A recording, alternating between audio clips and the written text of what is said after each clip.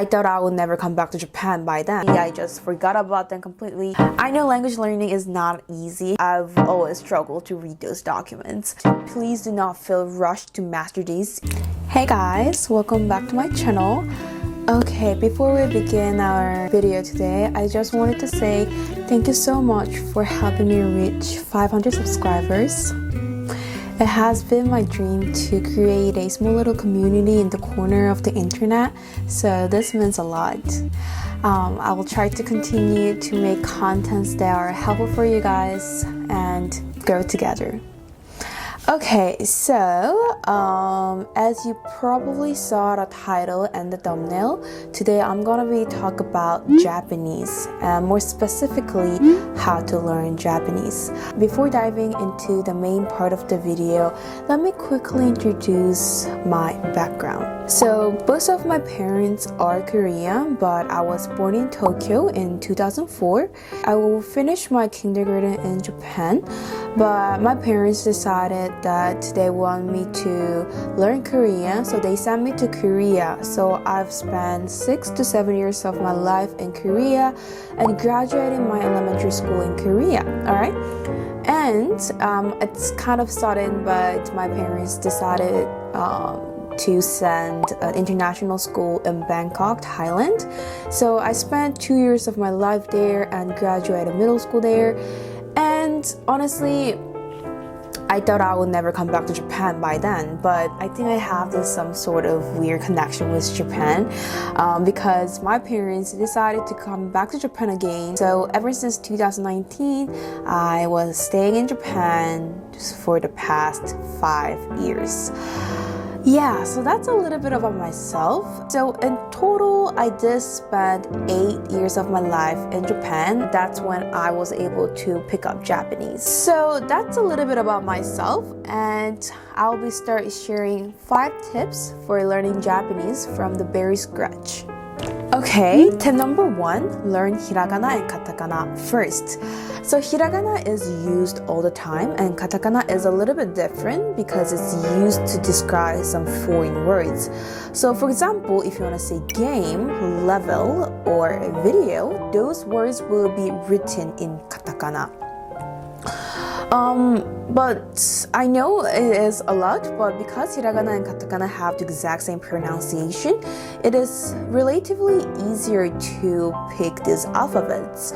I've seen a lot of people picking this up within 2 to 3 weeks, so I'm sure you can do so by watching YouTube videos on how to learn Japanese. But of course, please do not feel rushed to master these in 2 weeks because everyone has their own speed of learning, so make sure to take your time and learn these one by one.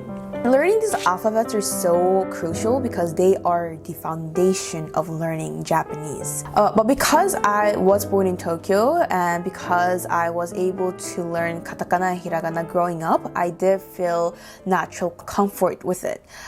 So I felt quite comfortable talking to people, ordering food in the restaurants, and even holding some conversations with Japanese. But beyond that, I struggled a lot growing up because there were many kanjis that I just did not know. And in the next chapter, I'll be talking about how I learned kanji. Okay, and my baby Bruno is joining here today. So please excuse me for having like his head coming off right here. Anyways, I will continue. So you may wonder what kanji is. So kanji is essentially the Chinese characters used in Japanese writing system, and they are used alongside with hiragana and katakana. And each kanji represents specific meaning. And you may wonder why Japanese use kanji as well. Though it may look really complicated, they're really helpful because they help you understand Japanese better in the context of writing. And they make sentences more easily readable and understandable. So if you have ever seen official documents or PDFs in Japan, you will see a lot of them built with kanjis. I've always struggled to read those documents. But beyond that, the more I stayed in Japan, the more I struggled using kanji, and that actually produced a lot of discomfort, I would say, because there are many places that I just could not go, and there were many events that I could not attend. And even if I've decided to get out of my comfort zone and join those, I just could not fully appreciate those opportunities and chances because of my limitations in kanji and Japanese usually. So these frustrations piled up, and I realized that I needed a new way to learn Japanese kanji. So I tried various things. I bought thick kanji books where it taught me how to write Japanese and how to read Japanese like these. And also I've bought multiple Japanese books, literature, so in hope that I would read them while I was on the train.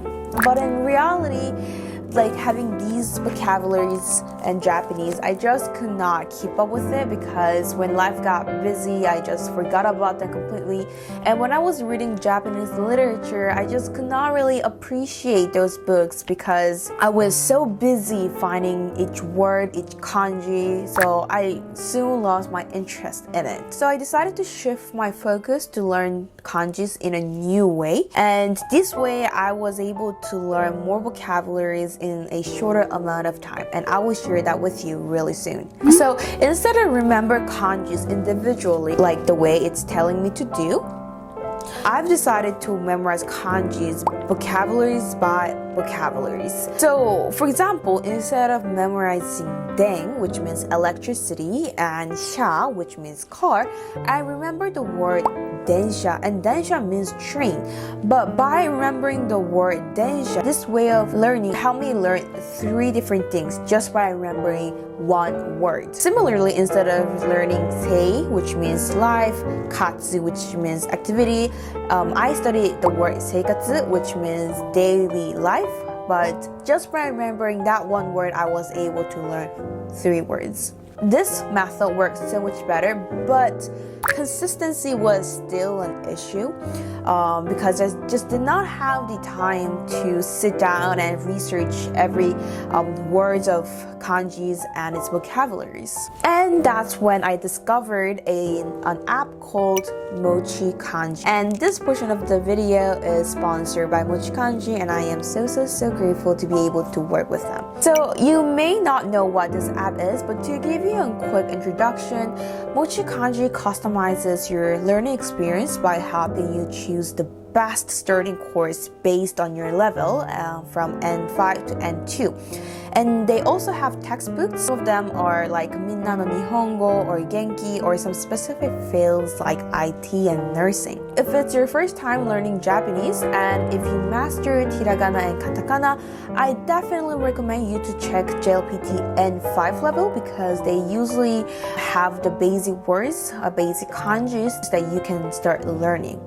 For me, because I already have some sort of kanji level, I started to relearn my JLPT N2 levels of kanjis, and they are so helpful because JLPT N2 kanjis tend to be used in everyday life in Japan. So when I learned those kanjis, I could feel that the number of kanjis that I could read on a daily basis increased significantly. So far, these apps definitely introduce a lot of vocabularies that I can use on a daily basis. So I've been really loving using this app. So let me quickly introduce 4 features that I really like. Number 1, kanjis and vocabularies. So this app makes learning so much more fun and practical because each lesson covers only 8 to 10 kanji characters, and it comes out with different ways of learning, such as flashcards completed with meanings, audio pronunciation, visual examples, and sample sentences.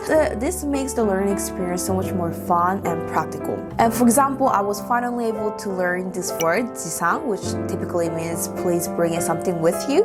And whenever I hear these words in daily life, I'm just so happy because now I finally know what it means. And another section that I love is IT section. And if you're planning to study or work in Japan, I think this section is essential for you to learn. And I've been using it alongside with JPuki and TwoCraft to prepare for internships. Also, this is a little side note, but they have the cutest characters and emojis, and they definitely help you to continue your lessons. And whenever I feel like quitting, they will like suddenly come out and be like, hey, don't stop, Sojin, you can do it. So if you like those kind of cute emojis, I definitely recommend this.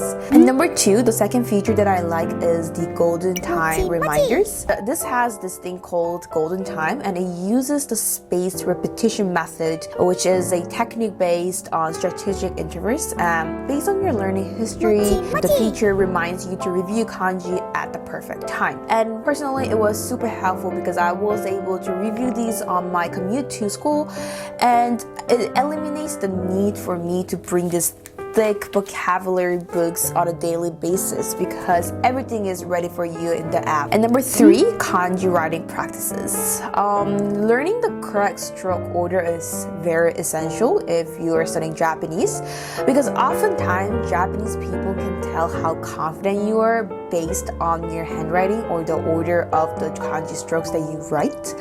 So in Mochi Kanji, there is a distinct part for writing kanji, and it helps you practice kanji via writing each stroke order. So thanks to Mochi Kanji, because I now feel so much more confident writing kanjis in front of Japanese people. And if you're also struggling with writing how to write kanjis in the correct order, this is the app for you. Number 4, there is 5 levels of memorization. So from level 1, the kanji you've just learned, to level 5, the kanji which are in your long-term memory. The higher the level 1, the less frequency you will encounter this word. This makes the learning so much more effective. So if that's what you're looking for, you can download this app on Google Play or App Stores or website by typing Mochi Kanji Learning Japanese on the internet. And let's continue with our tip number 3. Learn basic grammars.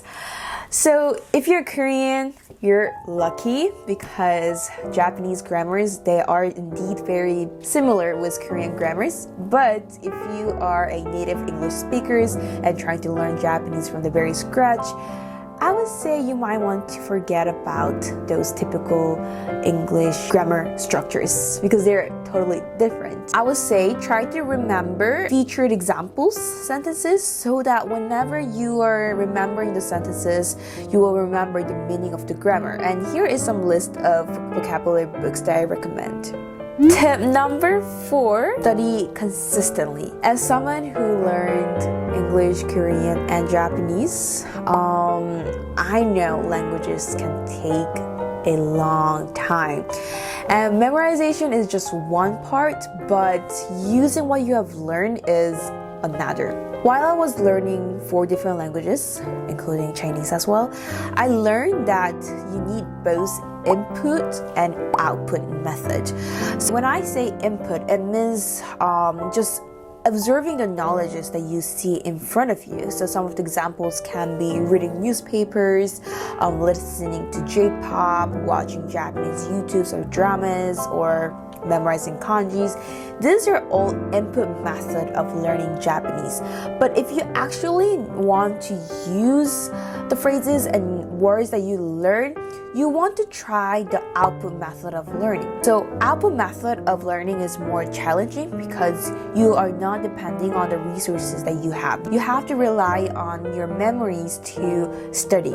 So some of the output method will be speaking with others in Japanese, or writing diaries in Japanese, or even making YouTube videos like this in Japanese. I know this is really challenging, but personally, when I'm learning a new language, this is the method that I always stick to because I know that the more challenging it is, the better my language skill will get. I personally love writing diaries in Japanese because this is a way to practice Japanese without getting any judgments. I know that my grammar is definitely off and my kanji characters are not correct, but nonetheless, I continue to do it because it's such a judgment-free way of practicing, and it also costs 0 yen. And last but not least, tip number 5 is setting a realistic and clear goal. I know that learning a new language can be really challenging because oftentimes learning a new language is not the most important thing in the life. I mean, it depends on you, but at least for me, it was not the most important thing. So when life got busy, I tend to just forget about my learning journey. But to stay on track, I recommend setting clear goals. And the method that worked for me was signing up for JLPT tests in general. So JLPT is Japanese language proficiency tests, and over the past 8 years, taking JLPT has been the most effective way for me to stay committed to learn Japanese. And while passing JLPT, like the N1 level does not guarantee your level of Japanese, but still having such tangible goals and investing in an exam like that was definitely a great and powerful motivator for me to continue my learning journey.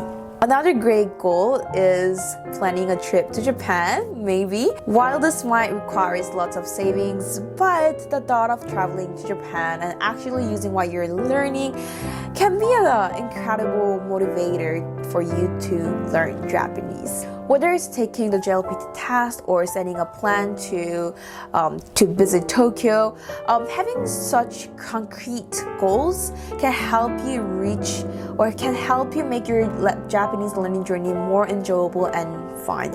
I know language learning is not easy, but with the help of YouTube videos and Mochi Kanji, I'm sure we can master it. And thank you so much for watching today's video, and I hope it was helpful for anyone who's trying to learn Japanese. So if you have any questions, feel free to comment it down below, and I will see you guys in my next video.